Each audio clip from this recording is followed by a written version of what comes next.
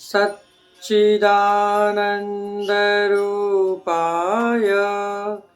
विश्वोपत्यादिहेतवे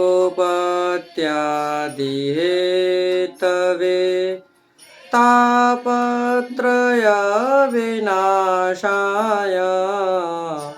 श्रीकृष्णाय वयं नमः। पुष्टिमार्गीय सर्वज्ञ करुणारसपूरित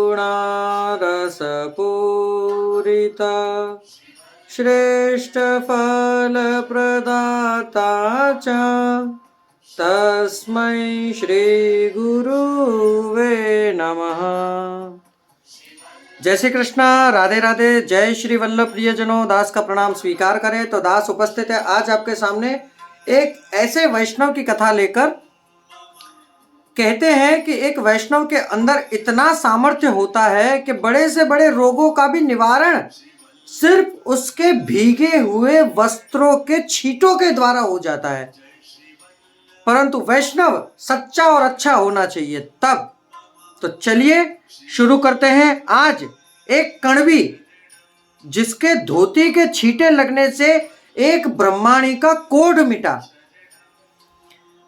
तो कथा प्रारंभ करने से पहले दास आपसे नित्य की तरह निवेदन करना चाहेगा कि यदि आप हमारे चैनल पर नए हैं तो हमारे चैनल को शेयर करके सब्सक्राइब करें, बेल आइकन बटन को दबा दीजिए और हो सके उतना इसे शेयर करें जिससे और प्रिय वृंद भी इन वैष्णव सत्संग का लाभ प्राप्त कर सके और जान सके कि एक वैष्णव होना कितना भाग्य। तो सब लोगों के अच्छे होते हैं परंतु सौभाग्यशाली होता है जो वैष्णव होता है। तो चलिए शुरू करते हैं आज की कथा। सबसे पहले जानेंगे इनका भाव प्रकाश। लीला में ये सात्विक भक्त हैं और इनका नाम उजियारी है और ये माधवी से प्रकट हैं जिसके उन्हीं के भाव रूप हैं। एक समय श्री गोसाई जी स्वयं गुजरात पधारे। वहाँ एक कणवी जो वैष्णव था वो शरण आया और उसने खूब सरल भाव देखकर द्वादशीय वैष्णव का स्वमार्गीय वैष्णव पर खूब स्नेह रखता था। ये वैष्णव एक समय गुजरात से चाचा हरिवंश जी के साथ एक कणवी वैष्णव श्री गोसाई जी के दर्शन करने गोकुल जा रहा था। मार्ग में एक गांव में मुकाम किया। वहां पर नदी में यह नहा धो रहा था और थोड़ी ही दूर पर एक ब्राह्मण की स्त्री गलित कोढ़ निकला हुआ था जिसे और उसके शरीर में कीड़े पड़े हुए थे। वह बहुत दुख पा रही थी और उसका लड़का उसे नदी पर लाकर उसे धो धोकर और उसके कीड़े निकाल रहा था।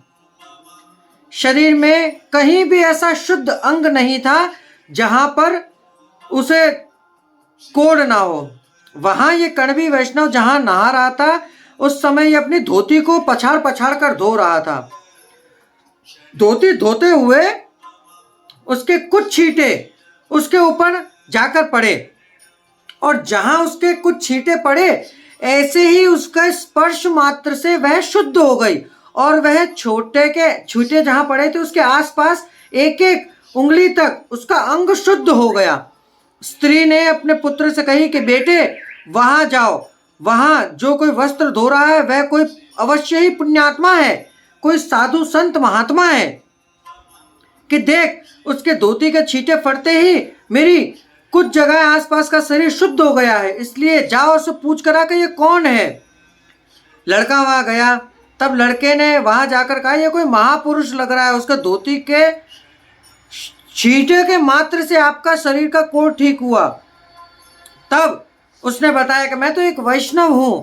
तब उसे एक वैष्णव के स्वरूप का ज्ञान हुआ। फिर स्त्री ने उसके लड़के से पूछा कि जाकर पूछ और उनके पैरों में गिर जा, हाथ जोड़कर कह कि आपके धोती के छींटों के मात्र से मेरा पूरा शरीर सही कर दो। भाव प्रकाश क्या बताया इसमें कि यहाँ ऐसा संदेह होता है कि वैष्णव के धोती के छींटे लगते ही वैत जितना कोढ़ सारा हो गया तो वहां वैष्णव की धोती धोने का हृदय शुद्ध हो तो त्रिविध प्रकार के तापों का यानी कि 3 प्रकार के ताप दूर होते हैं। इसमें राणा व्यास की कथा में बताया है ना। फिर उसका कोढ़ धोती के छाटे का तो एक बहाना है, बाकी ये तो वैष्णवों का प्रताप है। ये माँ और लड़का दोनों दैवी जीव थे। लीला में माँ का नाम था चंदन और लड़के का नाम था चनौठी। ये उजियारी के सखी थे। एक समय चंदन ने उजियारी के सामने रूप का गर्व किया, जिससे अपराधवश ये भूतल पर आ गिरे और इन्हें कोढ़ हुआ। और चनौठी ने उस समय उसे टोका नहीं था, इसलिए यह भी भूतल पर आ गया। भाग्य का कैसी विडंबना के कणवी वैष्णव का मिलाप इसे धोते धोते हुए छांटे के बहाने से हुआ, छींटे के बहाने से हुआ। इसे वैष्णव के स्वरूप का ज्ञान हुआ, दीनता आई, जिससे इसका अपराध दूर हुआ। फिर इस स्त्री ने उस वैष्णव के खूब खूब विनंती करी कि मैं बहुत पीड़ा भोग रही हूं, आप महापुरुष हो, आप कोई उपाय बताओ जिससे मेरी पीड़ा दूर हो। बहुत जोर जोर से रोई। वैष्णव को दया आई। उसने चाचा हरिवंश जी के सामने इस भाई को दुख की बात कही और कहा, इस पर कुछ कृपा करो। फिर चाचा हरिवंश जी ने कहा, स्त्री से कहा कि तुम माँ और बेटे श्री गोकुल जाओ और श्री गुसाई जी के पास जाकर नाम निवेदन लो। तब ये दोनों श्री गुसाई जी के पास पहुंचे और गुसाई जी के पास पहुंचे तो गुसाई जी से विनंती करी कि प्रभु हम इस प्रकार से पीड़ा में हैं, हमारी पीड़ा दूर करो। तब चाचा हरिवंश जी ने इन्हें क्या मतलब मैं आपकी भाषा में सब बताऊं, इनसे ये बताया कि तुम एक काम करना, जब गुसाई जी स्नान करके जब पधारे तब वहां से उनका चरणोदक लेकर अपने पूरे अंग पर लगा लेना। इन्होंने ऐसा ही किया।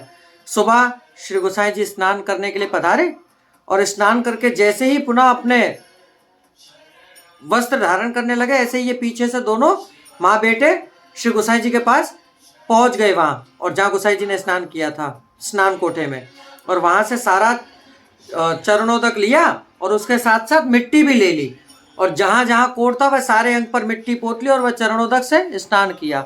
देखते ही देखते इनके वो सारे दूर हो गई, पीड़ा मिट गई और आराम हुआ। स्त्री ने पूछा, अब मैं क्या करूं? तब इनको आज्ञा हुई कि श्री गुसाई जी के दर्शन करो और गोकुल चलो। वहां इन्होंने गोकुल में गुसाई जी के दर्शन किए और खूब आनंद पामा। दोनों ने नाम निवेदन करवाया, महाप्रसाद ली। फिर वैष्णव स्त्री ने कहा कि आज श्री गुसाई जी ने जहाँ स्नान किया था वहाँ की मिट्टी का लेप शरीर पर लगाने से और स्नान के जल को रोज लेने से 5-7 दिन में ही मेरा शरीर ठीक हो गया। अब तो मुझे श्रीमुख से कथा सुननी है और मार्ग की रीत सीखनी है। फिर श्री गोवर्धन नाथ जी के दर्शन किए, व्रज परिक्रमा करी, गुसाई जी से विदाई लेकर स्वयं के देश आए। ये ब्राह्मण की स्त्री और पुत्र श्री गुसाई जी के ऐसे कृपा पात्र भगवदीय थे कि वह कणवी के वैष्णव के धोती के छींटे पड़ने से इसका उद्धार हो गया। तो प्रियजनों, ये श्री गुसाई जी के ऐसे कृपा पात्र भगवदीय थे कि जिनकी कथा जहां तक बताए वहां तक कम है। तो कथा सुनकर आपको आनंद की अनुभूति हुई हो तो हमारे चैनल को शेयर अवश्य करिएगा, जिससे और प्रिय वृंद भी इसका लाभ प्राप्त कर सके। अब दास को आज्ञा दीजिए, कल पुनः मुलाकात होगी नई कथा नए प्रसंग के साथ। जय श्री कृष्णा, राधे राधे, जय श्री वल्लभ।